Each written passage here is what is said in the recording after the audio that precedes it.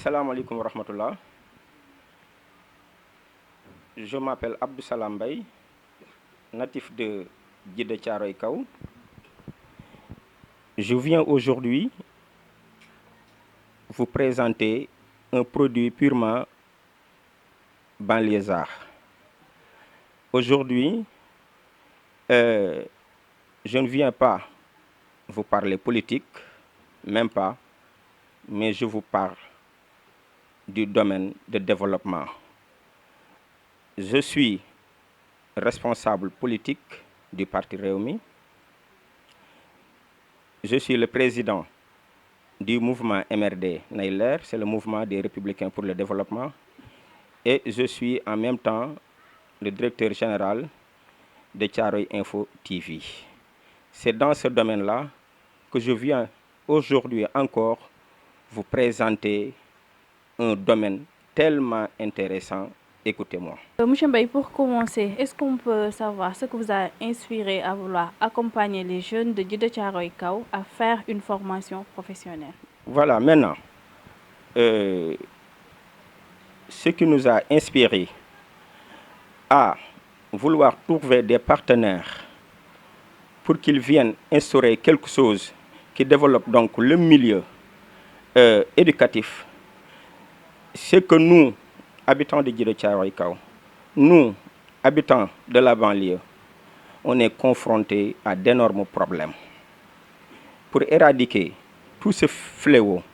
on a essayé d'aller pratiquement partout pour essayer de dénicher des ingénieurs, des techniciens, des bailleurs pour qu'ils viennent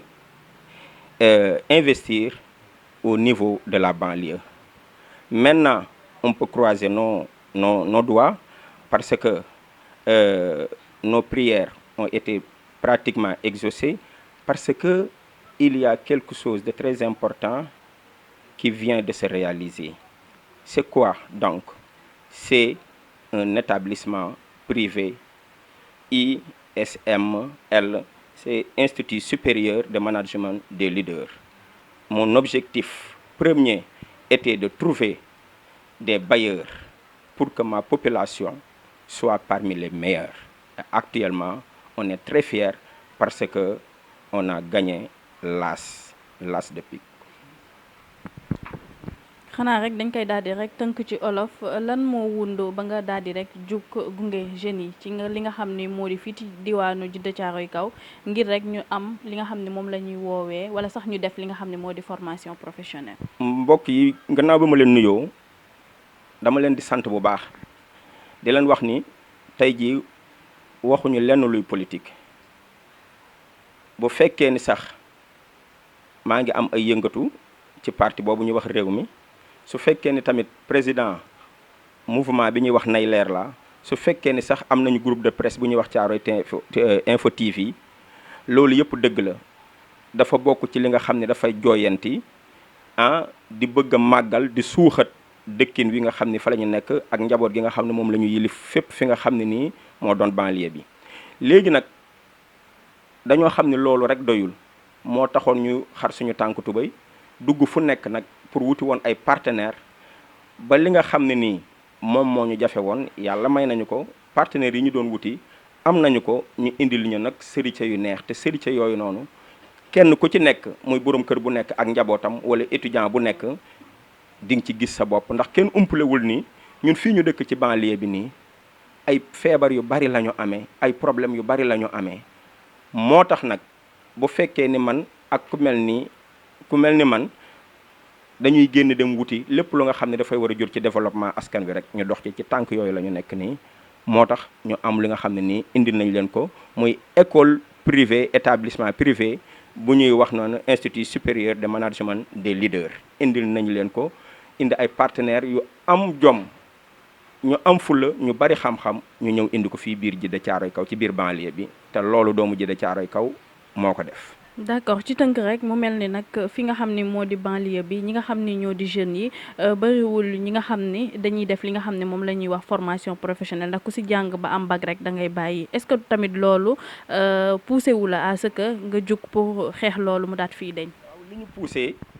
li ñu poussé pour que ñu dem waxtaan ak ay partenaires indi leen mooy dañoo seetlu ñu jàngat xool ni ñun suñu problème kat xam nañu ko problème bi ci jiitu mooy élèves yi dañuy jàng ba am bac suñu jàngee ba am bac lay topp ca gannaaw bac ba moom réer na leen ce qui fait que ñu ci bëri dañu koy bàyyi préféré léegi def fi ambulant wala ñeneen ñi dem wuti leneen lu ñu def wala ñeneen ñi mel ni man toog ci buntu kër yi léegi teg suñu warga ak suñu suukar di attaaya parce que ñu am jom lañu waaye amuñu tamit pexe buntu bi ñu nekk lëndëm na te amuñu ku ñu ci génne. léegi nag bu ñu demee ba nga xam ne waxtaan nañu ak jeunes yooyu ba xam ni nga xam ne moo leen kale ñu ne xaaral nag ñu dem wuti ko bi ñu waxtaanee ak ay nit yàlla indil ñu loolu moo tax nag ñu ñëw teew ak yéen pour waxtaan ak yéen wan leen ni jeunes yi li nga xam ne manqué woon ne leen mu doon seen problème dootul seen problème parce que tey jii nii amatul jàng ba am bac bàyyi jàng wala jàng ba am bac defi ambulant wala jàng ba am bac toog ci kër gi di wétteel sa waa kër amatul léegi ku ci jàmm nga ba am bac baye boo nañu tàccu te xam ne réussir nga parce que ñi lay jàpp tettale ñi ngi nii taxaw suñu kanam incha allah. Et pour revenir un peu sur l'école de formation ici à Djiddah Thiaroye Kao, est-ce que vous pouvez nous parler de votre collaboration avec ISML? Oui, notre collaboration donc avec donc l'établissement ISML, donc vraiment c'est une collaboration parfaite, une collaboration qui va nous permettre, nous jeunes, nous étudiants, nous élèves de la banlieue,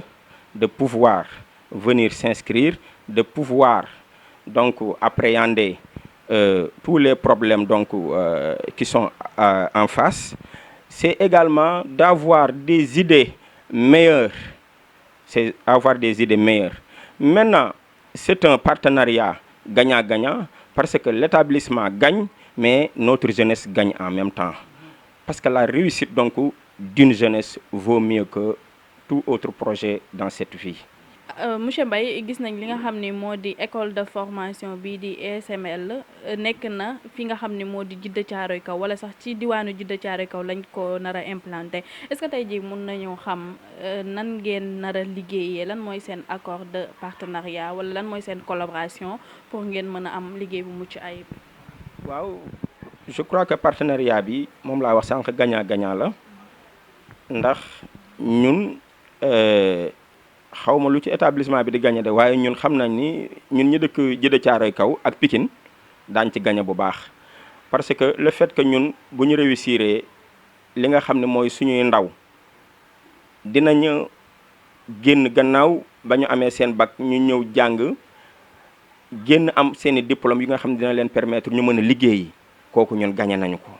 te loolu defe naa mooy suñu yitte mooy suñu moo tax initiative bi am dañoo bëgg képp ki nga xam ne amoon nga bac te am problème mënatoo xam foo jëm lii ñëw jooyanti la ba nga xam fa nga jëm léegi nag jeunesse bi fi nekk ñoom ñëpp nañu dalal seen xel te xam ne lii nii ndam la ci ñoom opportunité la ci ñoom moo waral ñun li ñu ciy gagné lenn la bu kenn ragal nag parce que lu tax bu ñu ragal mooy que ni école bii nii dama daan gis ñi nga xam ne dañuy génn fii dem ba ville muy Dakar inscrire fa di fa jàng ñii dem ay Grand Yoff ñii di Patte d'Oie ñii dem fu nekk problème mu transport posé wu ak les embouteillages ñuy tardé yenn saa yi xaalis du am paas du am ñuy daw cours yi léegi nag loolu man def naa ci étude bu rëy ak suñu partenaires yi biñ ko defee xam nañu ni lii tax élèves yu bëri di échouer wala ñuy décourager mooy les moyens ne suivent pas alal jooju wala xaalis boobu nga xam ne moom lañ lay financer war a ndékki war a def nii loolu amuñu ko ak paas bi loolu nag dañ leen ko épargnel ma ni benn étudiant dootu fi jóge di paas benn élève dootu fi jóge di paas kenn paasatul dañ leen a ñëw nag ni ngeen ko doon fekkee école bi la ñu dem indi ko mu ñëw fekk si leen nag avec les meilleurs professeurs même am na ay professeurs yi nga xam ne ni université la ñuy jógee di ñëw dispenser ay cours te loolu noonu yemul ci wax rek mais ñi inscrire nekk ci daañu ci gis bu baax a baax loolu ñoo xam ne ni firnde la waxoon nañ ko bi ci des nag mooy école bi ñëw na problème mu paas posé tul mais beneen bi aussi tamit mooy problème mu dugg ci école bi tamit jafewul parce que ñun ñi ngi seen gannaaw ni ñu def ba dénicher leen indi leen fii noonu la ñuy def également pour accompagner nos étudiants lépp lu nga xam ne nii dafa jëm ci wàllu bourse ki yépp daañu ci leen assister leen ci bu baax a baax ba mu mel ni tey jii ñoom dépensé wuñ ci dara te loolu incha allah loolu mooy suñu yitte ñun ñëpp saa yu ñu xëyee. Et maintenant, comment faire pour bénéficier de cette formation si tu es élève ou bien même si tu es étudiant? Parce que je rappelle que ce ne sont pas les étudiants seulement, mais les élèves aussi peuvent bénéficier à la formation. Quelles sont les modalités à faire ou bien où aller? Voilà, je crois que donc pour bénéficier donc de cette formation, c'est très simple. Il y a les différents contacts donc qui sont là. Après donc en bas de dimanche, vous allez recevoir donc les différents numéros de téléphone. Vous allez nous contacter. Il y aura forcément des bourses pour les premiers inscrits. Ça, c'est des bourses totales. Et donc pour les derniers, peut-être donc, oui, c'est les bourses entières. Pour les premiers inscrits, c'est-à-dire les premiers 60 ou 50 étudiants, ils auront des bourses entières. Et donc, ainsi de suite, les retardataires donc, auront donc des demi-bourses, ainsi de suite. Mais en tout cas, ce n'est pas du tout difficile. Vous prenez donc les différents contacts. Si vous contactez le directeur ou bien donc les responsables de l'établissement, donc ils vont vous orienter, vous allez venir inscrire. Moi, je suis derrière vous. On va donc vous donner des bourses gratuitement et vous allez pouvoir donc étudier librement et sortir avec donc vraiment un diplôme qui va vous permettre donc de regagner les rangs donc du secteur privé ou public. Merci. Léegi nag ci loolu formation bi ku ko bëgg a def est-ce que mun nañ xam yan jéego nga war a def ak ci kan ngay dem pour mën a def formation boobu ci fàttali rek mu nekk formation boo xamante ni du pour ñi am bac rek mais dafa mel ni sax élèves yi jàng ci yeneen niveau yi mun nañ am accès pour am boobu les formation. waaw comme ni ma ko waxee rek képp ki nga xam ne ni tey jii nii soxla nga contact yi daañu leen ko jox ci image yi parce que dañ ci dugal numéro téléphone yi nga xam ne ni di ngeen jot donc les responsables de l'établissement. Bu ngeen leen jotee da ngeen leen jot man ñoom ñu informer leen man mi aussi ku ma ci jot tamit dinaa la informer wax la fi école bi nekk mais jàppale ni daal école bi seen école la dañoo dem xeex sonn ndax am na secteur yu bari yi nga xam ne nii Sénégal ñu bari dañ ko doon xëccoo pour am ko yàlla def nag ñun moo ñu ko wërsëgalee parce que combat bu am solo la ñu def pour yàlla wërsëgalee ñu ko ñu mën ko indi ko implanter ko fii à Djiddah Thiaroye Kaw. kon nag képp ko nga xam ne da ngaa dëkk Guédiawaye dëkk Pikine dëkk Parcelles dëkk Grand Yoff damay laaj sax ñi dëkk Dakar sax ñun ñoo daan dem Dakar mais actuellement waa Dakar nañu ñëw fekk si ñu parce que on a les meilleurs professeurs ñu ngi fii nii organisation bu parfaite la dugg ci jafewul numéro téléphone daañu leen ko jox leen adresse yi via Facebook la YouTube ak les réseaux sociaux yooyu yëpp Instagram di ngeen ko am su ngeen ko amee bu ngeen ñu contacter bu ngeen ñëwee nee naa leen man maa ngi seen gannaaw ak ñeneen ñëpp établissement bi également ñi ngi seen gannaaw li ñu yitteel du xaalis bi rek mais seen réussite mooy suñu réussite loolu moo ñu yitteel incha allahu rabbi dara jafewul. Et pour concernant les filières, quelles sont les filières qu'on peut avoir ou bien qu'on peut retrouver à ISML? À ISML, c'est-à-dire Institut supérieur de management des leaders, on a donc différentes filières. Nos filières sont pratiquement, il y a transit douane, il y a transport logistique, il y a comptabilité et gestion, management des projets, commerce international, banque, finance, assurance, maintenance, réseau, informatique de gestion. Côté bureautique, il y a bureautique également, Word, Excel, Access, Internet, Windows et PowerPoint. Il y a également marketing et communication. Pratiquement, on fait tout. On fait tout. On ne se limite pas donc sur ce que l'on appelle donc les matières pratiquement de base. On a les meilleurs professeurs, je vous dis, du Sénégal. Pratiquement, on va donc initier d'autres programmes qui sont pratiquement des débouchés et qui feront donc des débouchés. Il y a également les multimédias. Hein. Multimédia. Quand je vous parle de multimédia, il y a infographie, il y a Photoshop, il y a Illustrator, il y a Premiere Pro. Je crois que c'est ça. Voilà, il y a tout. Il y a toutes les filières et il y a pratiquement tous les domaines. Hein. Voilà, c'est ça. ci olof rek ñu daat koy tënk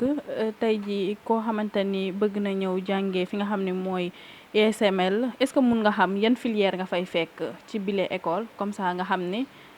dina nekk loo xamante ni lu la soxal lay doon. waaw maanaam li jëm ci filières yi nga xam ne ni am nañ ko am nañ ci transit douane am nañ ci transport logistique am nañ comptabilité et gestion am nañ management des projets am nañ commerce international am nañ banque finance assurance am nañ maintenance réseau informatique de gestion am nañ ko am nañ aussi tamit lu jëm ci bureautique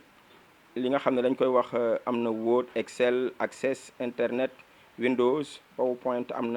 nañ multimédia également dañ koy def am nañu en même temps marketing et communication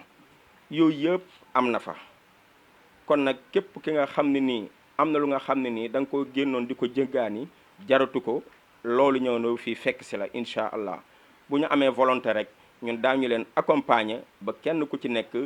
gis ci sa bopp ba nga xam ne mbir mi du mit dara jafewu ci ku la accompagner la rek ak ku la tette te loolu. Monsieur Mbaye, et pour terminer, est-ce qu'on peut savoir l'impact qu'il y aura par rapport à... Non, excusez-moi. Pour terminer, est-ce qu'on peut savoir quel sera l'impact d'instauration d'une école de formation de qualité ici à la commune de Djiddah Thiaroye Kao ou bien aussi ici à Djiddah Thiaroye Kao? Voilà un impact positif parce que ça va permettre donc à nos jeunes, à nos étudiants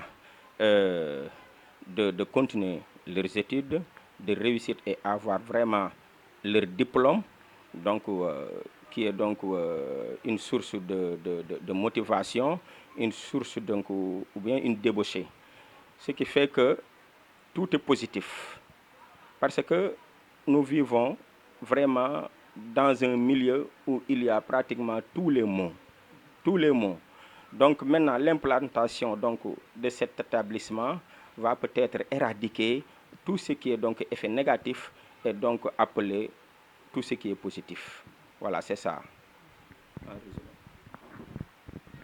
Monsieur Mbaye ngir rek daat koy jeexal est-ce que tey jii mun nañ xam li nga xam ni mooy samp école de formation bi fii ci Djiddah Thiaroye Kao ana ban njëriñ la mën a andil ñi nga xam ni ñoo fi dëkkee wala sax li nga xam ni moo di askan bi. waaw école bi ñu ñëw indi ko Djiddah Thiaroye Kao jàpp nañu ni lépp ndam la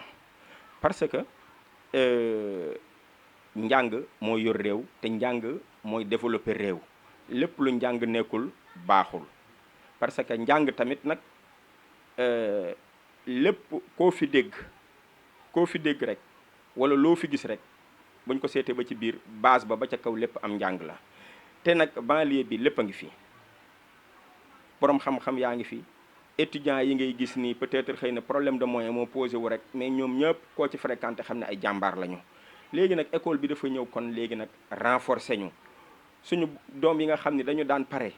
bàyyi ñii ñu ngi ca tux ma ñii ña nga ca naan nga parce que jeunesse moom bu découragé wala mu jàng ba la mu yaakaaroon gisu ko rek dafay découragé te découragement moom mooy waral ñuy dugg ci yenn milieu yi nga xam ne nii du suñu domaine parce que ñun ñëpp ay doomu góor lañu ñun ñëpp ay nawle lañu képp ku ñu xam ne yaa ngi tux wala ngay def leneen rek wala ngay agressé dangaa def